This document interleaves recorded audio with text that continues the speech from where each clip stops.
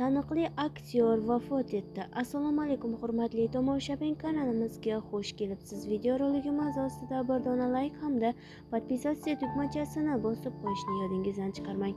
Aktyor Sherko'zo G'oziyev vafot etdi.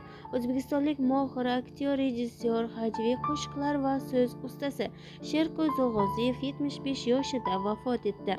Bu haqda bugun 26 sentyabr kuni Madaniyat vazirligi xabar berdi. Sherko'zo G'oziyevning 1950-yilning 8-may kuni Farg'ona viloyati Buvayda tumani Chirkay qishlog'ida tavallud topgan. Toshkent Politexnika institutining qurilish fakultetini tamomlagan. 1971-yilda Yo'ldosh Oxunboboyev nomidagi yosh tomoshabinlar teatriga aktyor sifatida ishga taklif etilgan. Shu yili Ostrovskiy nomli institutning aktyorlik bo'limiga sirtdan o'qishga kirib, 1976-yili muvaffaqiyatli tugatgan. 1970-yildan teleminaturalar teatrida rollar ijro etishni boshlagan. San'atga qiziqish uni O'zbek davlat filarmoniyasiga yetaklagan va 1978-yildan filarmoniyada ishlay boshlagan.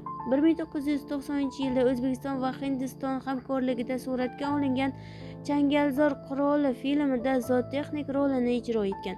Shundan so'ng 1992-yildan Sherxan studiyasini ochib, hindlar bilan hamkorlikda 2006-yilda Sherxan traktorchi kinokomediyasi, 2008-yilda Yolg'iz emassan melodrama filmlarini tasvirga olgan. Avvalroq taniqli kino va televideniye operatori, rejissyor Batir Jaldosovich Bazarboyev 70 yoshida vafot etgan edi.